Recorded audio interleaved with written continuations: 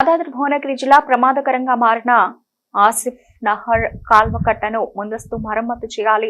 CPM మండల కార్యదర్శి బొడ్డుపల్లి వెంకటేశం మునిపంపుల గ్రామస్తులతో రామన్నపేట తహసీల్దార్ కార్యాలయం ముందు ఆందోళన. మునిపంపుల గ్రామ పరిధిలో ఆసిఫ్ నగర్ కాలువ శిథిలావస్థకు చేరి అధిక వర్షాలు వస్తే తెగిపోయే ప్రమాదం ఉందని, కట్టను వెంటనే మరమ్మతులు చేసి అపరిష్కృతంగా పేరుకుపోయిన కంప చెట్లను తొలగించి ముందస్తు చర్యలు చేపట్టాలని సిపిఎం మండల కార్యదర్శి బొడ్డుపల్లి వెంకటేశం డిమాండ్ చేశారు. మునివంపుల సిపిఎం గ్రామ శాఖ ఆధ్వర్యంలో స్థానిక నాయకులతో కలిసి తహసీల్దార్ కార్యాలయం ముందు ధర్నా నిర్వహించి అనంతరం తహసీల్దార్ లాల్ బహదూర్ కు వినతి పత్రం అందజేశారు. ఈ సంవత్సర కాలంలో అధిక వర్షాలు ఉన్నాయని, వాతావరణ సూచనలు దృష్టిలో పెట్టుకుని ముందస్తు చర్యలు చేపట్టి ప్రమాదాన్ని అరికట్టాలని అన్నారు. కట్టపై విపరీతంగా పేరుకుపోయిన రైతులకు, వ్యవసాయ కూలీలకు, గీత కార్మికులకు రాకపోకలకు ఇబ్బంది కలిగిస్తున్న కంప చెట్లను ఉపాధి హామీ పథకం ద్వారా తొలగించి సమస్య పరిష్కరించాలని అన్నారు.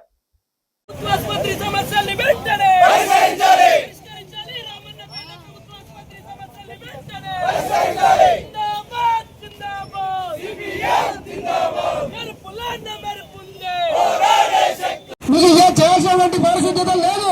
మేము ఎక్కడైతే మేము చూసామో ఏ ఒక్క దగ్గరనన్నా ఒక నల్ల వస్తుందా, ఒక బాత్రూమ్ పనిచేస్తుందా, బయట ఉన్నటువంటి ఈ యొక్క పారిశుద్ధ కార్యక్రమం ఎలా ఉందో ఒకసారి మీరు అడగమని చెప్తే మీకు చేతనట్టుగా, చెవులు వినపడినట్టుగా, సౌండర్ మీద శంకు ఉన్నట్టుగా, వానకాలంలో దులపాతి మీద వాన పడ్డట్టుగా మీ పరిస్థితి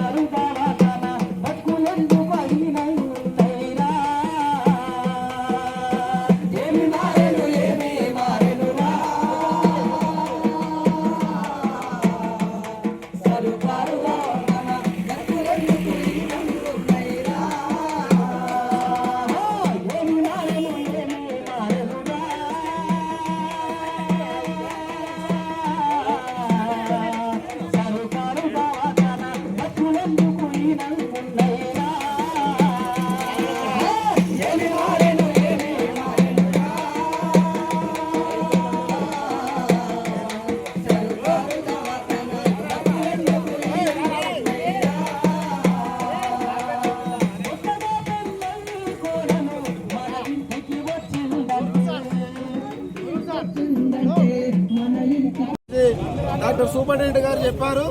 మనం కూడా చూద్దాం. 15 రోజులు కాదు, 20 రోజుల సమయం ఇద్దాం. అక్కడ ఉన్నటువంటి మౌలిక సమస్యలైనటువంటి బాత్రూములు కావచ్చు, నీళ్లకు సంబంధించి కావచ్చు, ఆ ఆసుపత్రి చుట్టూ ఉన్నటువంటి మొత్తం మురికితో కూడుకున్నటువంటిది కానీ కొంత ఉన్నది.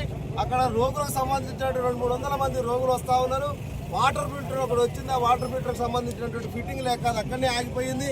మంచినీళ్ళు కూడా లేనటువంటి పరిస్థితి ఉన్నది. కనీస మౌలిక సమస్యలు 15 రోజుల్లో పరిష్కారం చేస్తామన్నది వారు మనకు హామీ ఇచ్చారు.